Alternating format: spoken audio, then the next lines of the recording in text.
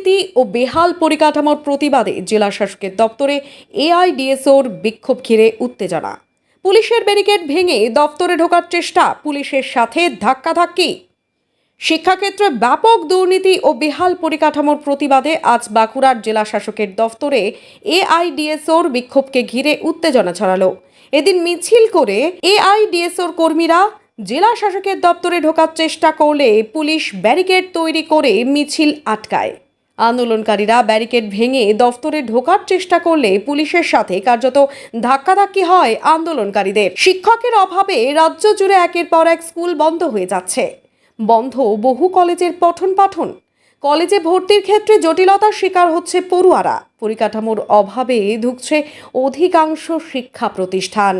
Net ও নিটের মতো সর্বভারতীয় পরীক্ষায় একের পর এক দুর্নীতি সামনে আসছে। এর জন্য দায়ী কেন্দ্রের ও রাজ্যের শিক্ষানীতি।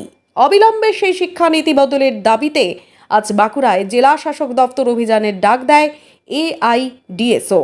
আজ সকালে বাঁকুড়া শহরের তামলিবাত ময়দানে এই ছাত্র সংগঠনের কর্মীরা জমায়েত করে সেখান থেকে নিজেদের দাবিতে মিছিল শুরু করেন।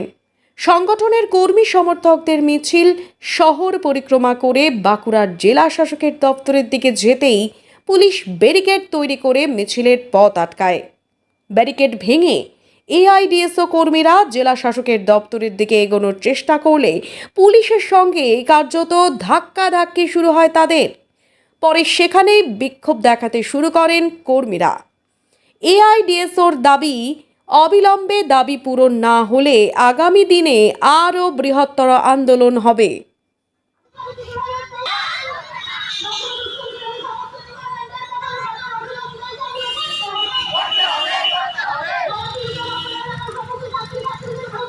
রাজ্য সরকারের শিক্ষা নীতিতে বিপর্যস্ত এ রাজ্যের এবং সারা দেশের শিক্ষা ব্যবস্থা।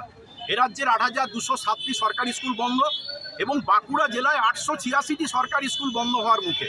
এই যে সরকারি স্কুল বন্ধের যে চক্রান্ত, এবং আমরা লক্ষ্য করছি দীর্ঘদিন স্কুলে শিক্ষক নিয়োগ হয়নি, স্কুলে অসংখ্য শিক্ষক পদ শূন্য পদ পড়ে সেখানে নিয়োগ হচ্ছে না। উপরন্তু একাদশ দ্বাদশে সেমিস্টার চালু হয়েছে, এখনও ছাত্রছাত্রীরা পাঠ্য বই পায়নি। তারা পড়বে কি করে? উচ্চশিক্ষা সংসদ বলছে পিডিএফ ডাউনলোড করে পড়তে, এবং এদের পরীক্ষা হবে সেপ্টেম্বর মাসে। অন্যদিকে 8 তারিখে উচ্চ মাধ্যমিকের রেজাল্ট বেরিয়েছে। দীর্ঘ টালবাহানার পর কলেজে ভর্তি প্রক্রিয়া শুরু হলো, এবং এখনও এদের ক্লাস কবে শুরু হবে, কিভাবে এরা পড়াশোনা করবে তার কোনো দিশা নেই। ফলে রাজ্য সরকার এবং কেন্দ্র সরকার দুই সরকারই আজকে শিক্ষাকে চরম তারা উদাসীনতার চোখে দেখছে।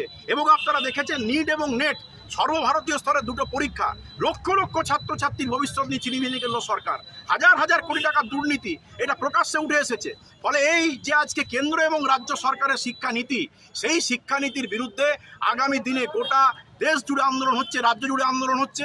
আজকে বাঁকুড়া জেলার প্রায় 3 শতাধিক ছাত্রছাত্রী স্কুল বয়কট করে তাদের শিক্ষা জীবন বাঁচাতে আজকে জেলা শাসকের কাছে তারা বিক্ষোভ ডেপুটেশনে সামিল হয়েছে।